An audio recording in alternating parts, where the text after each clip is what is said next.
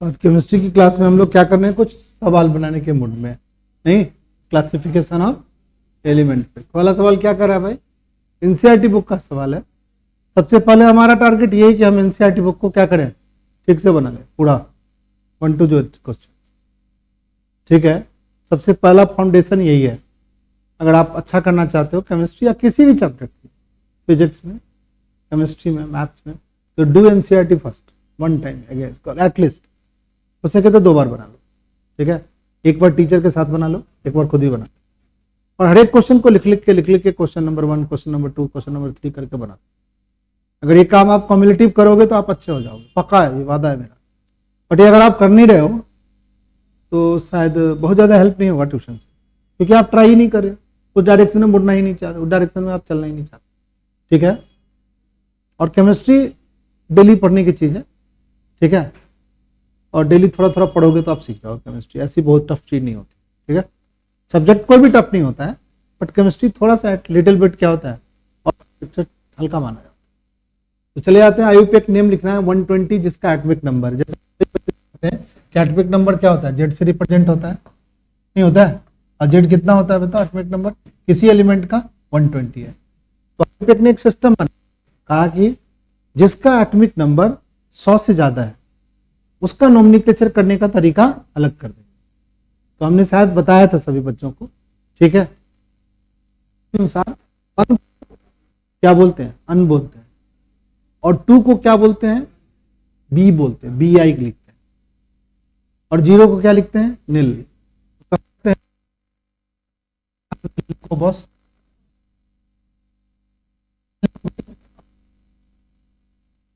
और 2 को क्या लिखो भाई, बी लिखो, बी आई लिख दो, और 3 को क्या लिख दो, ट्राई लिख दो। इस तरीके से सबके जितने भी डिजिट्स हैं 9 तक, 9 को हमने n लिख दिया था,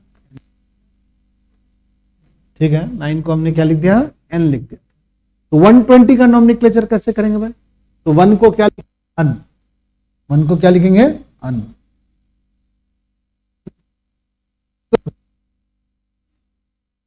और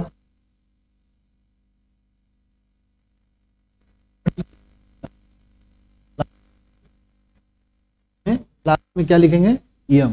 तो क्या लिखेंगे, अनबी नीलियम, अनबी नीलियम। अब इसका ये तो नेम हो, ये इसका आयुपेक नेम। अब क्या होगा, हर एक आयुपेक नेम से जो बना हुआ एलिमेंट होता है उसका पे क्या होता है भाई, हर एक का सिंबल्स भी बनाते हैं।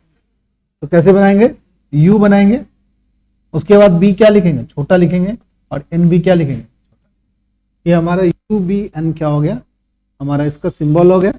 और इसका एक सवाल आपको आ सकता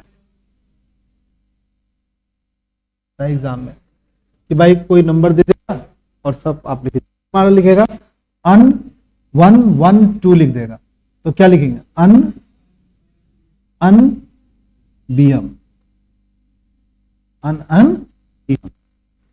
ठीक, इस तरीके से नोमेनक्लेचर को हम जस्टिफाई कर सकते हैं, और उसका सिंबॉलिक रिप्रेजेंटेशन करेंगे तो यू यू बी। क्या आसान बच्चे कर लेंगे इस क्वेश्चन को। प्रॉब्लम आपको यहीं से, आपको ये प्रॉब्लम है, क्या प्रॉब्लम को देख लो।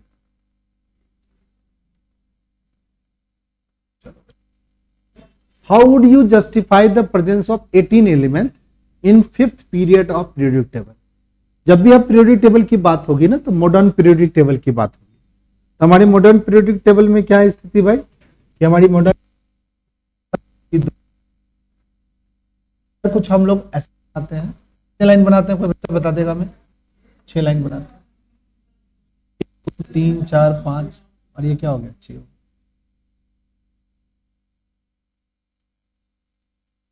कितने बताते हैं, 6।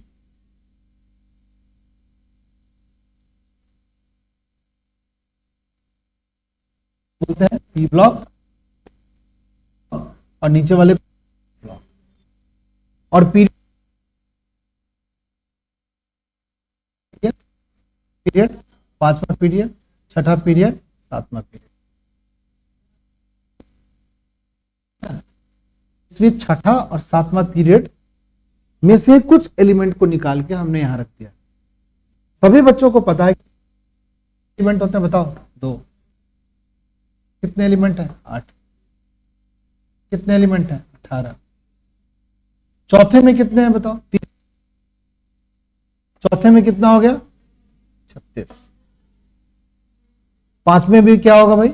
36। और छठे और सातवें में 14 और जोड़ दो।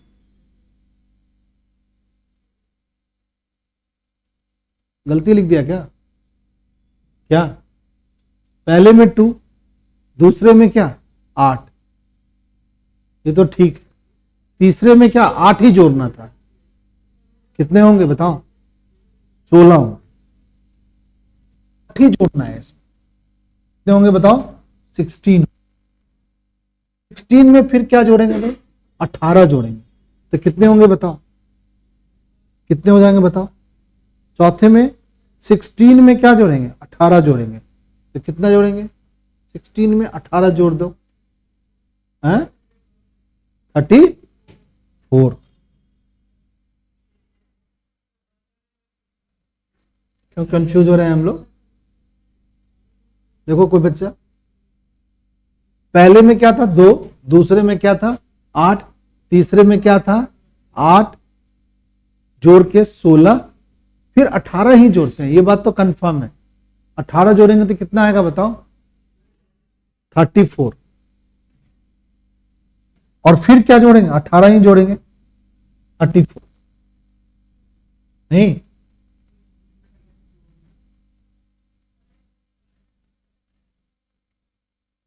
देखो छठे और सातवें में कितने ब्लॉक्स होंगे, कितने एलिमेंट्स होंगे?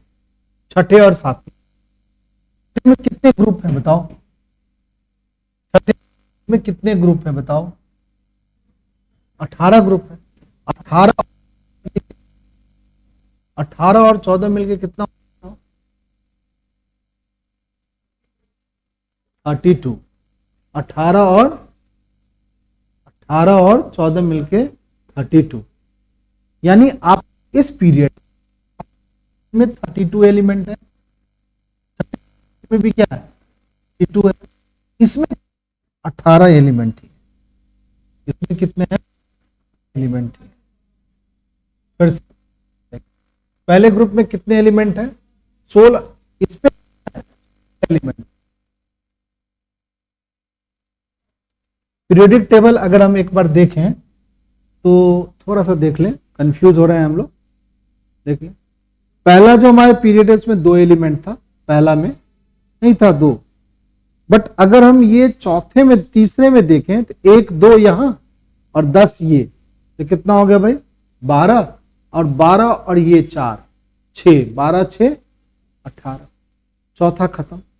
पांचवा में भी क्या होगा बताओ? पांचवा में भी क्या होगा बताओ बच्चा पार्टी? पांचवा में भी 18 ही होंगे।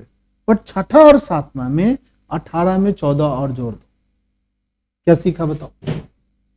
पहले ग्रुप में, पहले पीरियड में 2 एलिमेंट होंगे।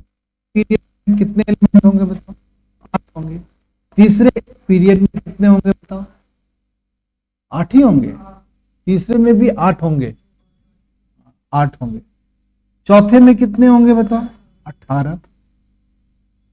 ठीक है ना? और पांचवें में कितने होंगे बताओ? पांचवें में भी 18। और 6 पीरियड में कितने होंगे? अब इसमें 14 जोड़ेगा। कितने होंगे बताओ? 32। और 7 में भी कितने एलिमेंट होंगे बताओ? 32। ठीक है, ये हमारे पीरियोडिक टेबल है। थोड़ा सा कॉन्फ़िगरेशन याद कर लें। ये 1s का है, ये 2s है, और ये क्या है बताओ? 2p है। ये क्या है? 3s है। ये क्या है? 3p है। ये 3d है। ये 4s है, ये 4p है, ये 4d है, और ये 4 क्या है? ये 5s है, ये 5p है, ये 5d है, और ये 5 क्या है? 6s है, 6p है, 6d है, और 7s है और 7p है। इतना ही तक में हमारे क्या होते हैं? फुलफिल हो जाते हैं। अब तुमसे कहा था how do you justify the 5th period contain 18 elements. ये जो पहला फिफ्थ पीरियड है वो 18 एलिमेंट कंटेन करना है, इसको जस्टिफाई आपको करना है। ये 18 कैसे, अब कैसे करते हैं? फिफ्थ कहने का मतलब इनकी वैल्यू क्या हो गई बताओ? 5। इनको क्या बोलते हैं? Principal quantum number. ठीक है, इनके मतलब प्रिंसिपल एलिमेंट है, ये हमें कौन बताएगा? Azimuthal quantum number. तो यहां से एल की वैल्यू निकाल लें। एल की वैल्यू कितनी होगी? 0 1 2 3 4 हमारी नंबर होगी। बट इस एजीमुथल क्वांटम नंबर ये किस और ये किसको रिप्रेजेंट करता है? और ये किसको रिप्रेजेंट करता है? जी को। क्या हमें जी की जरूरत पड़ती है? क्या कर दे? बहुत ही नहीं पड़ती।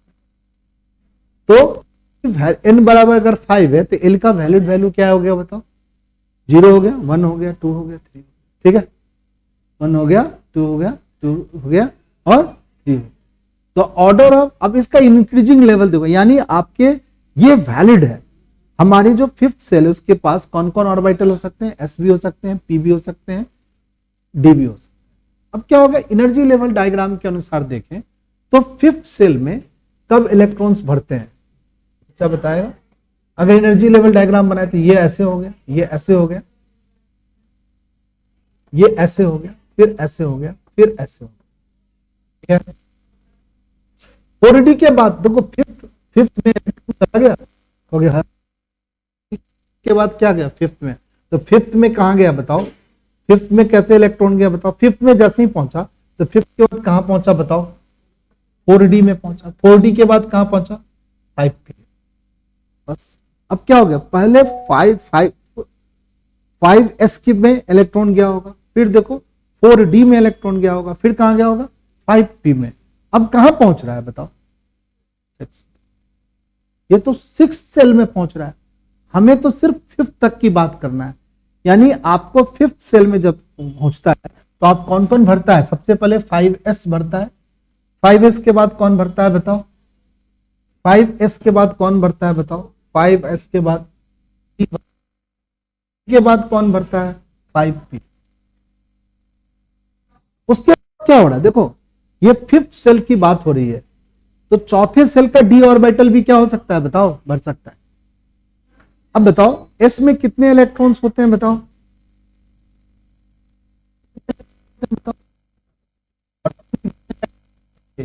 तो नंबर ऑफ एलिमेंट कितने होंगे बताओ टोटल?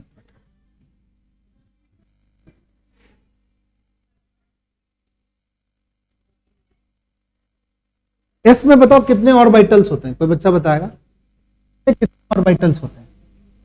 एक ऑर्बिटल होते हैं। p में, d में कितने ऑर्बिटल होते हैं? 5 ऑर्बिटल। समझ रहे थे बच्चे? और p में कितने ऑर्बिटल होते हैं? और एक ऑर्बिटल में कितने इलेक्ट्रॉन्स होते हैं? 2। तो 2 2 4 2 6 2 8 2 10 2 12 2 14 2 16 2, यानी टोटल 18 एलिमेंट क्या होंगे? अब चलो थोड़ी सी बात को इसी सवाल को थोड़ा एलिबरेट करके समझते हैं। अगर तुमसे कोई आदमी पूछेगा फिफ्थ के बाद सिक्स्थ में, अभी हम सिक्स में कितने एलिमेंट समझे? 32 एलिमेंट। चलो इस बात को समझते हैं कि सिक्स सवाल पूछेगा, लेकिन भाई ये तो सवाल हमने लिख दिया। हमें कहां पहले हमें 6 में पहुंचो। 6 में पहुंचा नहीं सर, अब पहुंचा 6 में। तो 6 से s भरा, 6 तो कितने दोबारा कब आते हो? 6 से देखना पड़ेगा। 6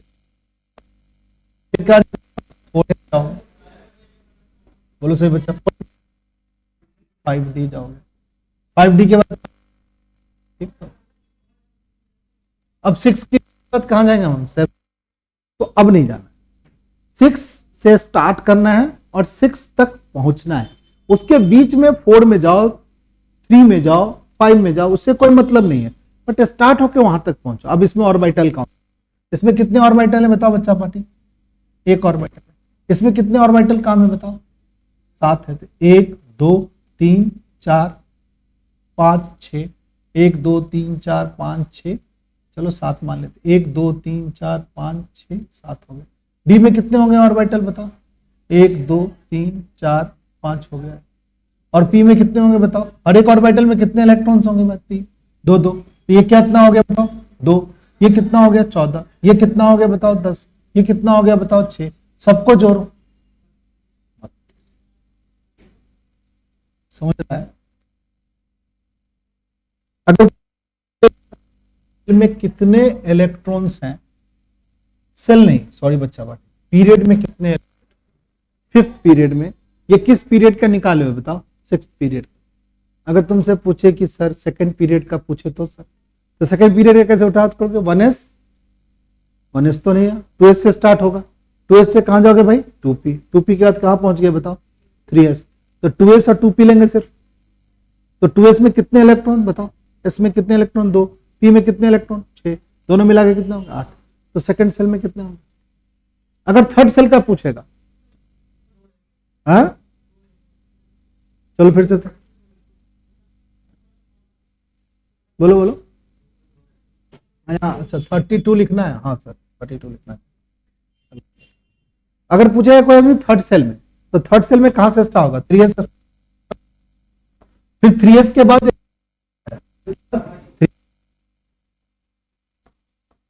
उसके बाद तो 4 में पहुंच, तो भाई 2 ही तो है, इसमें 2 इलेक्ट्रॉन, थर्ड में भी कितने इलेक्ट्रॉन्स हैं, कितने एलिमेंट होंगे 8 एलिमेंट। ठीक है, अगर फोर्थ की बात करेगा तो कैसे करोगे बताओ सभी बच्चे, 4s पहले जाएगा, 4s के बाद कहां, 3D के बाद फिर कहां पहुंचेगा बताओ 4, जहां से स्टार्ट हुआ 4p में फिर पहुंच गए, बैक जाकर के फिर वहीं आ गए। तो समझ लो कितने ऑर्बिटल इसमें पार्टिसिपेट किए, कितने ऑर्बिटल पार्टिसिपेट किए, 1, इसमें कितने हो गए 5, इसमें कितने हो गए बताओ 3, एक ऑर्बिटल में सारे इलेक्ट्रॉन को जोड़ो तो ये 2 हो गया, ये कितने हो गया 10, ये क्या हो गया 6, कितने हो गया 18। अब तो शायद कभी कंफ्यूज, ठीक है चलिए, इसी तरीके से हमें समझ जाना है सवालों को। अगर एनसीईआरटी बुक का सवाल बना लोगे तो आप धीरे धीरे ग्रेजुअली क्या होगे, बढ़ जाओगे आगे की सवाल।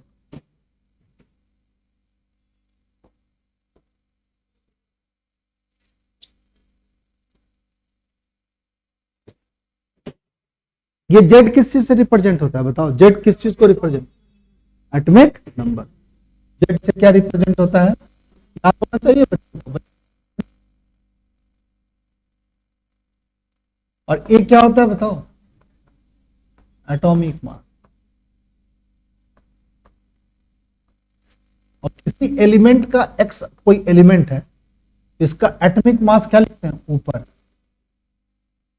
क्या सही लिख रहे हैं, हाँ यार एटॉमिक मास ऊपर लिखते हैं और एटॉमिक नंबर को क्या लिखते हैं नीचे। ये लिखने का तरीका कहीं कहीं ऐसे भी लिख देता है, एक्स को यहाँ और नंबर यहाँ। और सभी बच्चों को पता है कि जेड जो है वो नंबर ऑफ प्रोटॉन के बराबर होता है। नंबर ऑफ क्या होता है जेड, नंबर ऑफ क्या होता है प्रोटॉन के बराबर होता है। यानी जेड जो है, जेड की वैल्यू जो है वो नंबर ऑफ प्रोटॉन के बराबर है। जेड जो है वो नंबर ऑफ क्या होता है प्रोटॉन होता है, और जितना नंबर ऑफ प्रोटॉन होता है उतना ही नंबर ऑफ क्या होता है बताओ इलेक्ट्रॉन होता है। और ए क्या होता है बताओ, नंबर ऑफ न्यूट्रॉन प्लस में नंबर ऑफ प्रोटॉन क्या होता है बताओ, ए की वैल्यू होती है। ठीक है, छोटी सी बात इसको बता दिया। कहा कि द एलिमेंट जेड 117 और 120 is not 8 has been discovered, अभी तक डिस्कवर्ड नहीं हुआ है, क्योंकि हमने पढ़ा है 117 नहीं 118 एलिमेंट है, बट 17 भी अभी डिस्कवर नहीं हुआ एनसीईआरटी बुक के अनुसार, और 120 तो डिस्कवर नहीं हुआ ऐसा लिख रहा है। In which family would you place these element, also give the electronic configuration in each case. ठीक है, तो कह रहा है कि इसके इलेक्ट्रॉनिक कॉन्फ़िगरेशन बताओ और साथ में ये किस ग्रुप में होंगे, क्या ये एस ब्लॉक एलिमेंट है, क्या ये पी ब्लॉक एलिमेंट है, क्या ये डी ब्लॉक एलिमेंट है, क्या ये एफ ब्लॉक एलिमेंट है, कौन से ब्लॉक में जाए। ठीक है, तो कहोगे सर 117 एंड 120 के बारे में पूछ रहा है, तो 117 और 120 का इलेक्ट्रॉनिक कॉन्फ़िगरेशन लिखना पड़ेगा। तो इलेक्ट्रॉनिक कॉन्फ़िगरेशन हम लिखते थे, जैसे एक छोटी बात हम करते हैं कि जैसे हम लोग सोडियम का इलेक्ट्रॉनिक कॉन्फ़िगरेशन लिखते हैं, तो कैसे लिखते हैं भाई 1s2 2s2 2p क्या हो गया बताओ, और 3s क्या लिखते हैं 1। ये जो इलेक्ट्रॉन्स है, ये जो हमारा ये हमारा नोबेल गैस कॉन्फ़िगरेशन है। ये क्या है? नोबेल गैस है कौन? नियोन है। तो हम लोग यहाँ नियोन लिख देते हैं और ब्रैकेट लगा देते हैं और ये क्या लिख देते हैं? और नियोन के बारे में जानते हैं कि ये कितने इलेक्ट्रॉन, तो नियरेस्ट नोबेल गैस की कॉन्फ़िगरेशन करते हैं, उसका एटॉमिक नंबर याद करते हैं। अब सारे नियरेस्ट नोबेल गैस वाली बातों को थोड़ा समझते हैं। एक हीलियम हो गया, इसका एटॉमिक नंबर कितना होता है? 2। इतना तो याद ही है हम लोग को। उसके बाद हम लोग जानते हैं कि ये फर्स्ट पीरियड का था, तो सेकंड पीरियड में नियोन था, तो नियोन कितना हो जाएगा? 8 जोड़ देते हैं 10। फिर नियोन के बाद क्या होता था? आर्गन। आर्गन क्या होगा? 8 फिर जोड़ सकते हैं 18। ठीक है। अब आर्गन के बाद neon, helium, neon, argon, krypton. Krypton क्या होता है बताए? कितना जोड़ेंगे भाई? 8 जोड़े तो 18 फिर जोड़ेंगे 36। ठीक है, तो कितना हो गया? एक बार हमने 8 जोड़ा, फिर 8 जोड़ा, फिर 18 जोड़े, फिर 18 ही जोड़ना पड़ेगा। क्रिप्टन के बाद क्या होता है? जनन। जनन क्या है बताओ? इसमें कितना जोड़ेंगे? 18 जोड़ेंगे। 18 जोड़ेंगे तो 54 हो जाएगा। जनन के बाद क्या होता है? रडन। कितना जोड़ेगा बताओ? 18 जोड़ दे, 32 जोड़ दे, तो 32 जोड़ेंगे तो कितना हो जाएगा भाई? 32 जोड़ेंगे तो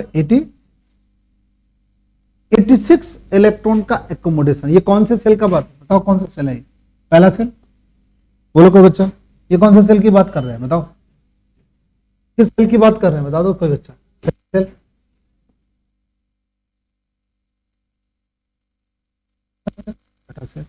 कौन सा सेल? चौथा गायब कर दिया तुम लोग? वाह रे बच्चा मेरा, लिख दो, तुम्हें भी लिखना। ठीक है।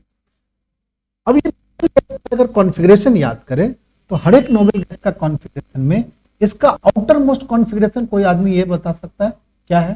तो तुम लिखोगे कौन का 2p, इसका क्या होगा?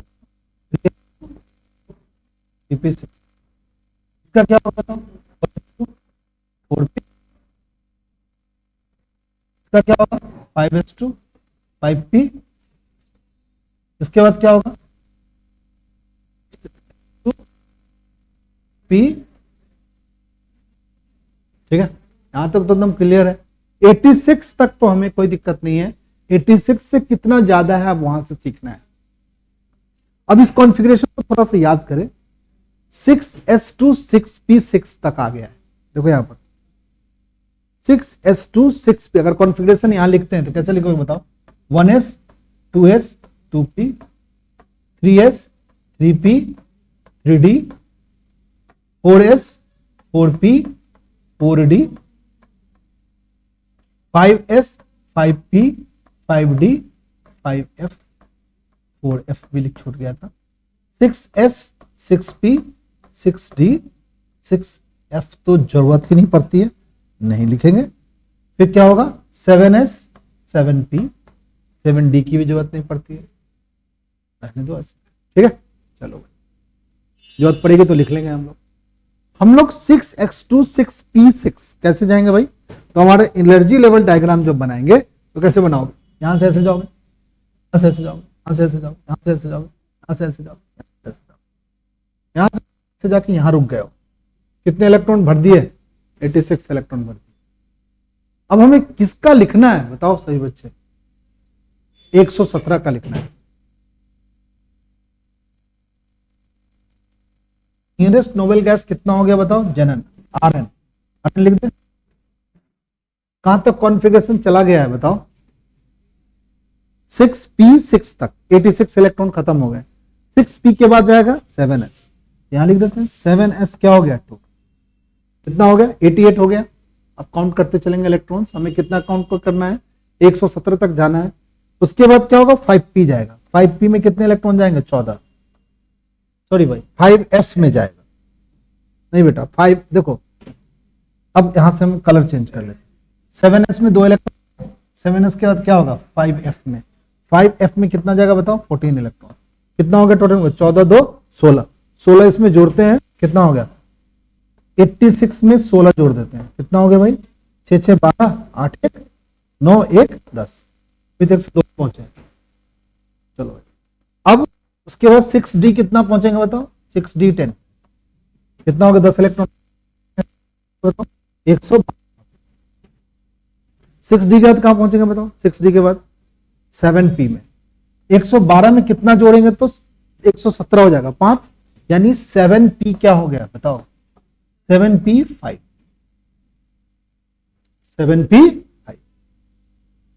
अब बताओ लास्ट इलेक्ट्रॉन कहां गया, p में गया, तो p ब्लॉक एलिमेंट है। लास्ट इलेक्ट्रॉन कहां गया, p में गया, तो हम बोलेंगे कि ये हमारा जो 117 जो है ये हमारा p ब्लॉक एलिमेंट है, p ब्लॉक एलिमेंट। अगर p में 5 इलेक्ट्रॉन्स है तो p का 5 इलेक्ट्रॉन, देखो तो ये बच्चे ध्यान दो, ये पहला ग्रुप, ये दूसरा ग्रुप, ये तीसरा ग्रुप, यहां से ऐसे, ये पहला, ये दूसरा, ये तीसरा, ये चौथा, ये पांचवा, ये S का है, ये D का है, ये D का है, ये P का पहला है, ये P का दूसरा है, ये P का तीसरा है, चौथा है, और P का ये क्या है, पांचवा है, और ये P का है छठा है। P का पांचवा, तो इसके पहले कितने ग्रुप हैं बताओ, P का ग्रुप,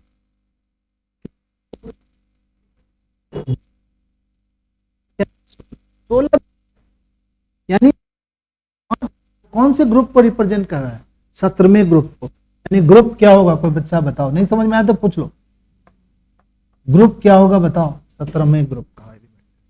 तुमसे क्या पूछता है कि 8 डिस्कवर नहीं हुआ है, इन विच फैमिली और group would you place these element and also give the electronic configuration in each case।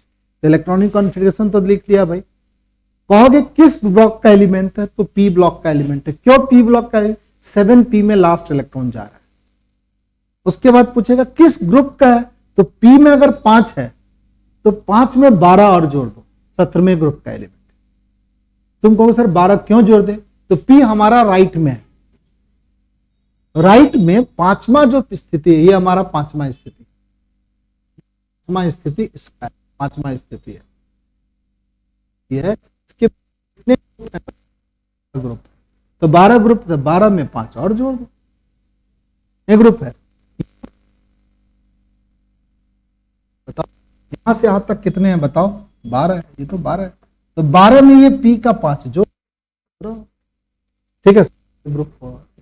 और क्या पूछ रहा है कि फैमिली और group you place the element and also give the electronic configuration. ठीक है, ग्रुप बता दिया और एस ब्लॉक एलिमेंट बता दिया, ठीक। तो और क्या चाहिए, और पूछेंगे कौन से पीरियड का है, तो क्या जवाब दोगे, 7th पीरियड है, सबसे बड़ा क्वांटम नंबर 7 है तो 7th पीरियड। अब हमें पूछ रहा है क्या, 120 का भी पूछ रहा था, तो 3 इलेक्ट्रॉन और बढ़ाना है, तो 3 इलेक्ट्रॉन कहां जाएगा भैया, तो 7p के बाद कहां इलेक्ट्रॉन जाएगा, 7p के बाद इलेक्ट्रॉन कहां जाएगा, नहीं होगा, ठीक है 8s। तो बताओ 8s में कितने इलेक्ट्रॉन चला जाएगा, 20 में का लिख दे, 20 में का इलेक्ट्रॉनिक कॉन्फ़िगरेशन 120 का लिख देते हैं। z बराबर कितना हो गया बताओ, 120। यहां पर Rn लिख दे, क्यों लिख दे Rn, सीधा क्लियर हो गया कितना का, 86 इलेक्ट्रॉन का इलेक्ट्रॉनिक कॉन्फ़िगरेशन लिख दिया। उसके बाद लिखेंगे 7s2 लिख दे, 5f क्या हो गया 14 लिख दे, बोलो 6d क्या लिख दे 10 लिख दे, 7p क्या लिख दे 6 लिख दे, कितना हो गया 118 हो गया यहां तक, क्योंकि 5 तक लिखा था, 7p5 लिखा था तो 17 का लिखा था, अब 118 का लिख दिया। अब 7p6 के बाद 118 एलिमेंट तो खत्म हो गए, अब दो बच गए इलेक्ट्रॉन, 118 इलेक्ट्रॉन तो खत्म हो गए, 2 इलेक्ट्रॉन क्या होगा, तो 8s क्या होगा। अब कोई बच्चा बताओ तो इसका आउटर मोस्ट कॉन्फ़िगरेशन सबसे बड़ा क्वांटम नंबर, प्रिंसिपल नंबर होगा, पीरियड क्या होगा 8, ग्रुप क्या होगा 2 होगा। एस ब्लॉक का जो ये पहला 2 है ना, इसमें ये S1 होता है और ये क्या होता है S2 होता है। तो हमारा क्या है S2 आया है, तो S2 आया, और क्या क्या लिखेंगे, हमारा पहला ग्रुप जो होता है, ये जो हमारी पहली ग्रुप है, ये हमारी जो पहली ग्रुप है, ये हमारी जो पहली ग्रुप है, इस ग्रुप को तुम्हें याद हो, इसको हमने अल्कली मेटल लिखा था, अल्कली मेटल लिखा था। तो बच्चा बताएगा इसको क्या बोला था? वेरी गुड, देखना इस बार हमारे बच्चे अल्कलाइन अर्थ मेटल, बहुत अच्छा, छोटी छोटी चीज को सीख जा रहा है। तो हमारा क्या है, किस ग्रुप का, ये सेकंड ग्रुप का एलिमेंट है, और ये अल्कलाइन अर्थ मेटल का है। तो आदमी बताएगा 17 ग्रुप को क्या बोलते हैं, दूसरा नाम क्या है इसका?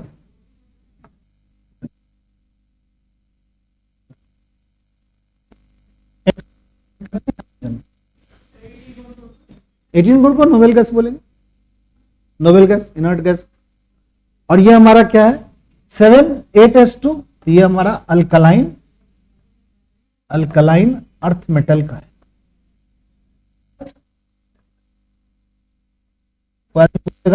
ग्रुप क्या है भाई, ये हमारा सेकंड ग्रुप है। ब्लॉक क्या है भाई, एस ब्लॉक एलिमेंट होगा सर, जो नीले का एस ब्लॉक एलिमेंट होगा। और क्या होगा भाई, अगर हमसे पूछेगा पीरियड, बोलो पे बच्चा, पीरियड क्या होगा? पीरियड क्या होगा? 8। क्या पीरियड में 8 पीरियड है क्या टोटल? नहीं है, 7 ही तक तो है। यह अभी इन्वेंट नहीं हुआ है, बट 120 जैसे ही जिस दिन इन्वेंट होगा उस दिन हम 8 पीरियड वाला पीरियड टेबल क्या करना पड़ेगा, बनाना पड़ेगा। ठीक है, तो यहाँ पर हमें भी हम लोग खोज नहीं पाए, तुम लोग जैसे बच्चे ना खोज लेना कि भैया और भी एलिमेंट है यहाँ पे अर्थ क्रस्ट पे, या आर्टिफिशियली ट्रांसम्यूट करके क्या कर सकते हैं, हम बना सकते हैं। अब एक हमारे पास यहाँ कुछ 3.4 क्वेश्चन आ रहा है सब बच्चों को समझ में। तो चीजों को समझने के बाद मैं सिर्फ एक चीज बताना चाहता हूं तुम लोगों को, कि चीजों को करने के बाद जब पूरी चैप्टर आपने कम से कम 15 या 20 दिन लगाया, एक चैप्टर को धीरे धीरे आपने कछुए की रफ्तार में सीखा, ठीक है, उसके बाद उस पर सवाल तो लगाओगे यार। अब सवाल लगा लगा के कुछ मैं बता दूंगा 10 20 25 क्वेश्चन, और 10 20 25 क्वेश्चन से नहीं करना, हमें 50 100 क्वेश्चन लगाने हैं। तो 100 क्वेश्चन का टाइम तो तेरे पास है ना। आज छुट्टी का दिन था, कल संडे है, कल भी छुट्टी का दिन है, ठीक है। जो बच्चे छुट्टी मना रहे हैं, घर पे हैं, वो तो पढ़ सकते हैं यार, ठीक है।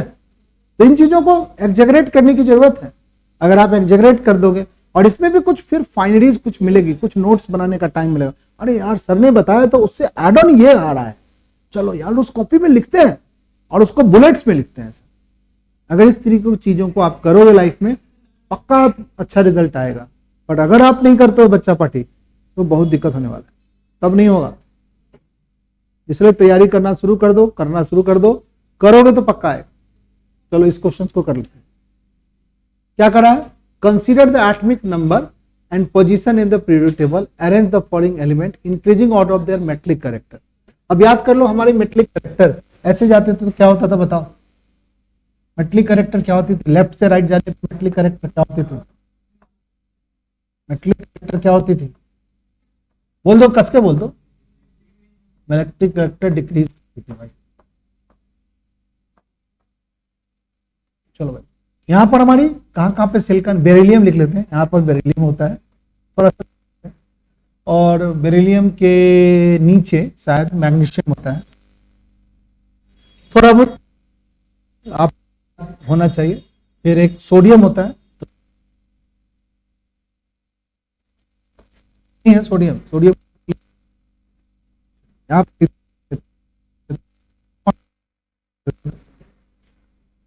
अब कौन आया भाई, मैग्नीशियम लिख दिया, बेरिलियम लिख दिया, सिलिकॉन और फास्फोरस लाना है। सिलिकॉन, और यहां पर हमारा नाइट्रोजन है, नाइट्रोजन के नीचे कौन है भाई, फास्फोरस। इस तरीके से एटॉमिक नंबर के थ्रू थोड़े बहुत लिखने आना चाहिए। अगर ये आता है आपको तो मेटलिक कैरेक्टर के बारे में हम लिख सकते हैं कि सबसे ज्यादा मेटलिक कौन होगा, बताओ। मेटलिक कैरेक्टर मेटलिक कौन डिक्रीज होगी, बट इधर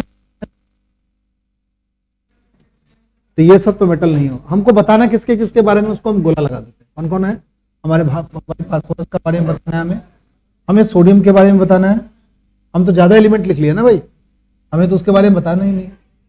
तो मेटलिक कैरेक्टर में हमें सोडियम का बताना है, मेटल की तरफ जा रहा है भाई, जा रहा है।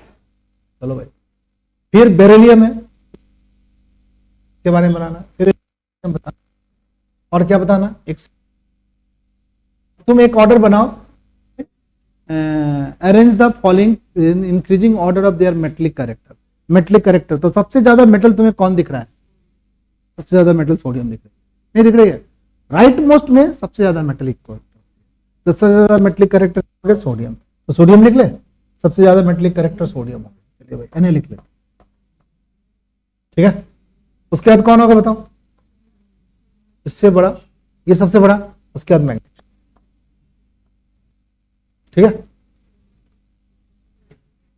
फिर बेरिलियम, जो हमारा गैस कह रहे हैं वो तो बेरिलियम ही का। फिर क्या होगा? सिल्वर। फिर क्या होगा? ठीक है, चेक करना चाहेंगे हम लोग आंसर। और जो बच्चा इस टाइप से सोचेगा, ठीक है, वैसे वैसे आपके कॉन्फिडेंस क्या होंगे बताओ? बढ़ेंगे। जो बच्चा नहीं सोचेगा, कॉन्फिडेंस कभी नहीं बढ़ेंगे। और ये बेटा कॉन्फिडेंस का ही गेम है। कुछ चीज तो कॉन्फिडेंस से आएगा, बनाओगे तो कॉन्फिडेंस आएगा। नॉलेज को अमली जामा पहना देना, ठीक है ना, बहुत बड़ा क्या है, एक कह सकते हो, एक रिप्रेजेंट करने का एक तरीका है। जैसे बहुत टीचर होते हैं, बहुत सारे आदमी होते हैं, अच्छे खासे नॉलेज रखते हैं, बट पढ़ा नहीं पाते हैं। बहुत कम पढ़े लिखे भी हैं, फिर भी अच्छा पढ़ाते हैं, ठीक है। इवन की एक छोटी सी बात है, अगर हम तुम्हें कहेंगे यहाँ अपने आप को इंट्रोड्यूस करो। कुछ दिन पहले हम लोग गए थे सेमिनार में, बच्चों को लेके, आशीर्वाद क्लास के सारे बच्चे गए थे सेमिनार में, 50-60 बच्चे थे लास्ट ईयर, ठीक है।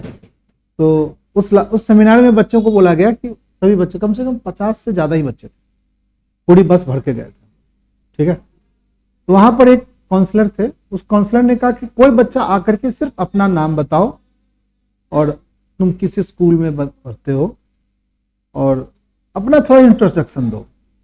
कोई बच्चा इतने हिम्मत नहीं जुटा पाया कि यहाँ पे आके बोल, एक दो बच्चा कैसे। तो किसी चीज को जो जाके मंच पे या जाके कहीं कुछ बता देना, ये बहुत बड़ा आर्ट है। ये धीरे धीरे क्या होती है, डेवलप होती है, ठीक है ना। तो वो कॉन्फिडेंस होती है।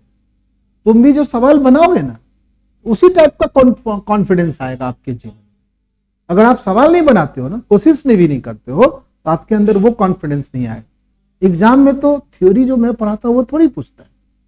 जो हम इतनी देर तक, अगर हम पूरी 15 दिन क्लास लेते हैं और 1 घंटे की डेली, तो 15 घंटे हमने पढ़ाया है। 15 घंटे नहीं तो कम से कम 10 घंटे तो पढ़ाया ही पढ़ाया। 10 घंटे आपने मेरी बात सुनी है ध्यान से, तो आपका दिमाग बड़ा लॉजिकल होता है। वो हर एक चीज को इंटरप्रेट करता है। अब तुम कैसे समझ गए सर ये सबसे ज्यादा, अब देखो अपने आप ब्रेन लगा रहा है, ये सबसे ज्यादा मेटलिक, कम, ये भी तो ज्यादा ही यार। ऊपर जाएंगे तो क्या होगा बताओ? कम। तो ऊपर चले गए और इधर जाएंगे तो फिर से क्या, कम। ये जो लॉजिक है ये हमने नहीं बताया है, ये आपका ब्रेन खुद उस लॉजिक को डेवलप किया है कि भाई सबसे ज्यादा इधर गया तो कम, और ऊपर गया तो फिर से क्या हो गया,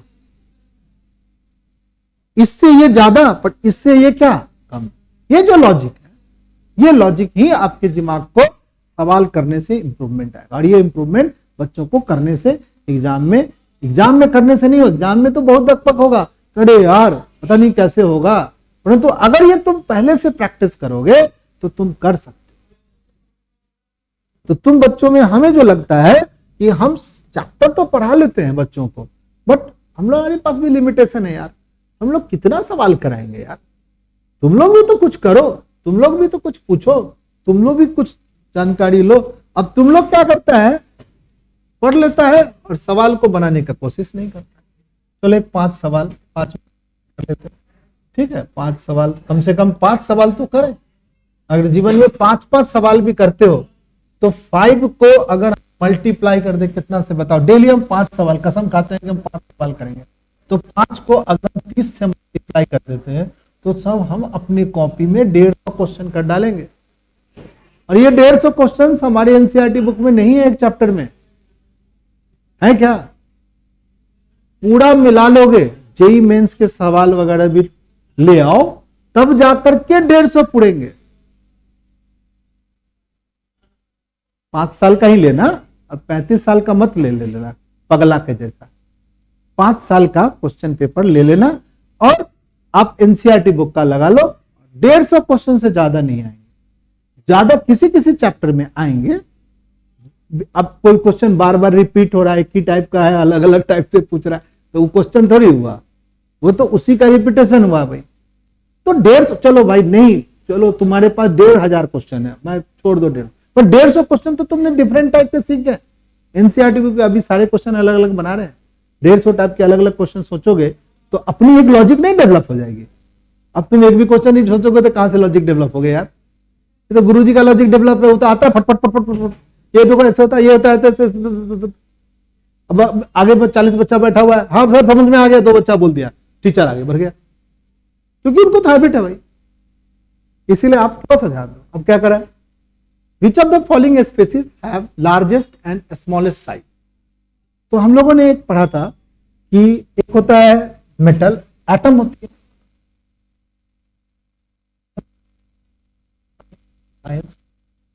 शुरू से केमिस्ट्री, एटम, आयंस और मोलिकुल्स का साइंस। मोलिकुल्स, एक एटम, आयंस, चलो भाई। मैग्नीशियम हमारा atom, magnesium plus ions, ions.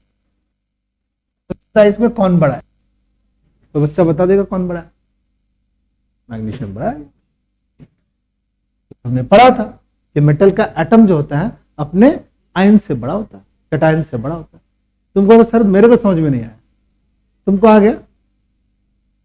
इसका एटॉमिक नंबर कितना होता है बताओ? मैग्नीशियम और किसका पूछेंगे यार? हाँ मैग्नीशियम लिखा हो तो बजरंगबली का थोड़ी पूछेंगे कि उसका। वाह रे मेरा बजरंगबली, कमाल नहीं कर दिया। मैग्नीशियम का बोलो 12, क्या होगा कॉन्फिगरेशन? 28। इसका पता कितना होगा? है? पर एटॉमिक नंबर बता दे कितना है? ये कितना होगा? 10 होगा इसका, 10 इलेक्ट्रॉन्स होंगे ना इसमें। कितना होगा कॉन्फिगरेशन? इसमें कितने सेल है और इसमें कितने सेल है भाई? इसका बनाएगा न्यूक्लियस, ये पहला न्यूक्लियस, दूसरा, सॉरी ये न्यूक्लियस, ये पहला सेल, दूसरा सेल, और ये कितना हो गया? तीसरा सेल। तीसरे सेल में कितने इलेक्ट्रॉन्स बताओ? 2 इलेक्ट्रॉन।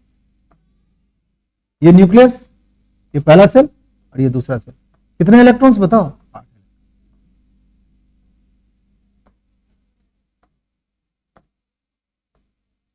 8 इलेक्ट्रॉन्स हो गए। बताओ किसका रेडियस बड़ा है? मैग्नीशियम कैटायन एटम का रेडियस, और इसका रेडियस क्या है? याद रखो, इसको बोलते हैं, ये बोलते हैं डॉटर। क्यों? इससे ये बना है, एटम से ही आयंस बनते हैं। यहां पर डॉटर हमेशा छोटी होगी और पेरेंट क्या होगा? बड़ा, क्योंकि इसके सेल नंबर क्या है? बोलो ज्यादा। बताओ कौन? एल्युमिनियम और इसमें कौन बड़ा है? एल्युमिनियम बड़ा।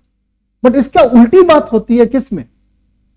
जब एनायंस की बात होती है। सोचेंगे एनायंस के बारे में? सोचेंगे? मान लो कि हमारे पास ये क्वेश्चन, सबसे बड़ा कौन होगा भाई? तो कहता है क्या? इस 2 पेयर में बताने के लिए which of the following have the largest and smallest radius. तो अब बताओ, एक चीज बताते हैं, यहां पर हमारा मैग्नीशियम है, थोड़ा सा बात कर लेते हैं, यहां पर एल्युमिनियम है। बताओ इन दोनों में किसका रेडियस बड़ा है? नहीं बता। लेफ्ट से राइट जाते हैं, रेडियस इंक्रीज करती है, लेफ्ट से इंक्रीज करती है। तो एल्युमिनियम का रेडियस क्या है? छोटा है। नहीं जाता है? तो यदि बताएगा क्यों छोटा है? इफेक्टिव न्यूक्लियर चार्ज बढ़ता है, नहीं तो ये रेडियस छोटा है। तो सबसे बड़ा कौन हो गया? बोलो मैग्नीशियम। उसके बाद कौन हो गया बताओ? एल्युमिनियम। सबसे बड़ा क्या हो गया? मैग्नीशियम। लार्जेस्ट जो है वो मैग्नीशियम। उसके बाद कौन है?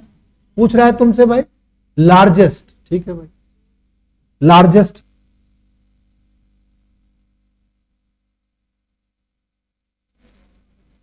स्मॉलेस्ट कौन है भाई? एल्युमिनियम पर 3 पॉजिटिव चार्ज है ना, ये हमारा स्मॉलेस्ट है। और सर कैसे चला आपको सर? तो मैग्नीशियम पर 2 पॉजिटिव चार्ज और एल्युमिनियम पर क्या हो गया? 3 पॉजिटिव चार्ज। कोई बच्चा बताएगा ये क्या है आपस में, क्या क्या इसका रिलेशन है? आयंस तो है, आइसो इलेक्ट्रॉनिक है यार, सही बोल रहा है एकदम, आइसो इलेक्ट्रॉनिक स्पेसिस है। इसमें हमारे पास 10 इलेक्ट्रॉन है सर, और इसके पास भी 10 नहीं है, 12 था, ये 13 था, 12 से 4 2 चला गया, 10 हो गया, ये आइसो इलेक्ट्रॉनिक। चलो भाई एकदम बता रहा है सही, आइसो बच्चा पार्टी हमारा इलेक्ट्रॉनिक स्पेसिस है।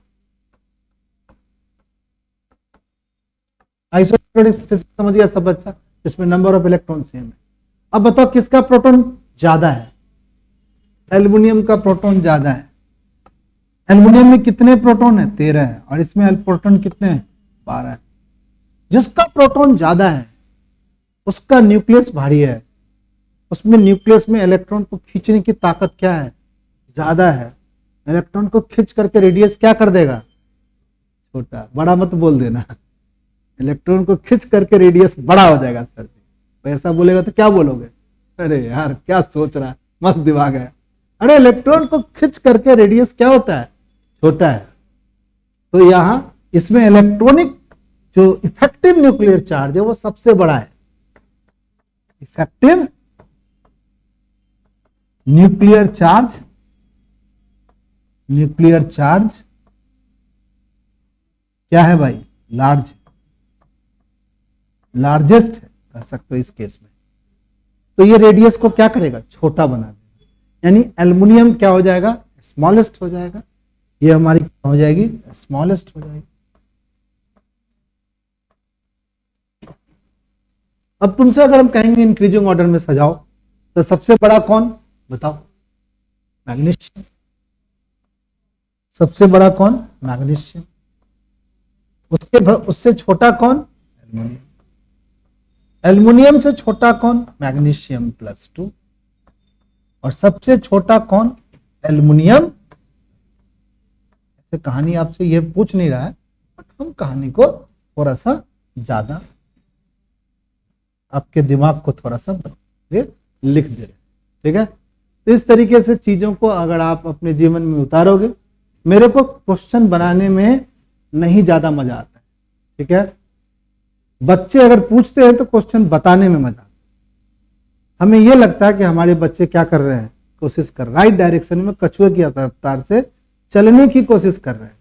और जब तक जीवन में यह रफ्तार तुम्हारा मुझे नहीं पता चलेगा, हमें थोड़ा सा दिक्कत होता है कि बच्चा ट्राई ही नहीं कर रहा है बॉस, हम ही धक्का मारे हैं। चलो एक छोटा सा बात करते हैं, तुम बैठे हुए हो और हम तुम्हें जबरदस्ती धक्का मार रहे हैं, कितना गंदा फीलिंग आएगा तुम्हें?